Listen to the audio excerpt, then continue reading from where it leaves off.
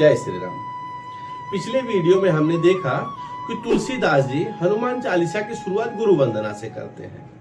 आज के इस वीडियो में हम उस गुरु वंदना के एक एक शब्द को समझने का प्रयास करेंगे। श्री गुरु, यहाँ श्री केवल सम्मान का शब्द नहीं है, यह शुभता, कृपा और दिव्यता का प्रतीक है। और गुरु संस्कृत में कहा गया है गु अर्थात अहंकार और रु अर्थात अहंकार का नाश करने वाला। यानी सनातन परंपरा में गुरु वह है जो अज्ञान के अंधकार से निकालकर ज्ञान के प्रकाश की ओर ले जाए। अब आता है चरण सरोज रज। चरण अर्थात चरण, सरोज अर्थात कमल और रज अर्थात धूल। तुलसीदास जी कहते हैं, मैं अपने गुरु के कमल समान पवित्र चरणों की धूल को प्रणाम करता हूँ। यहाँ धूल का अर्थ केवल मिट्टी से नहीं है, यह विनम्रता का प्रतीक है।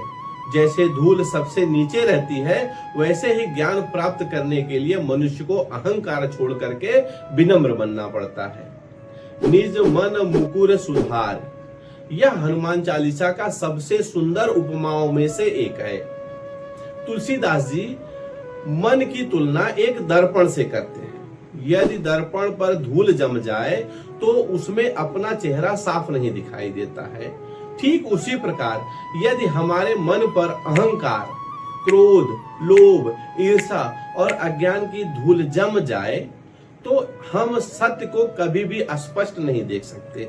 इसलिए वे कहते हैं, पहले अपने मन रूपी दर्पण को साफ करो, तभी भगवान का वास्तविक स्वरूप समझ में आएगा। तुलसीदास जी आगे कहते हैं, वर्णौ रघुवर विमल जसु। मैं भगवान श्री राम के निर्मल यश का वर्णन करता हूँ। यहाँ एक रोचक बात है, हम हनुमान चालीसा पढ़ रहे हैं, लेकिन तुलसीदास जी श्री राम का स्मरण कर रहे हैं। ऐसा इसलिए क्योंकि हनुमान जी का संपूर्ण जीवन भगवान श्री राम की सेवा और भक्ति के लिए समर्पित था। जहां श्री राम वहीं है हनुमान, और जहां हनुमान है वहां श्री राम का स्मरण स्वाभाविक है। आगे कहते हैं, जो दायक फल चार। जहां फल चार का अर्थ है सनातन धर्म में बताए गए जीवन के चार पुरुषार्थ, धर्म, अर्थ, काम और मोक्ष।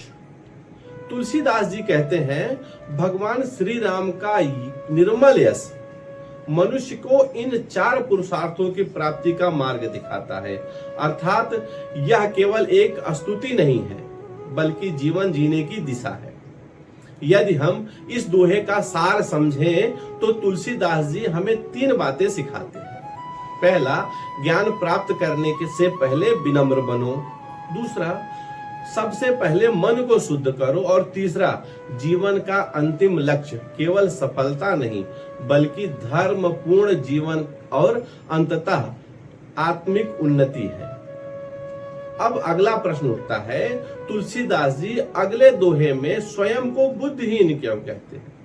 क्या यह केवल विनम्रता है या इसके पीछे कोई गहरा आध्यात्मिक संदेश छिपा हुआ है?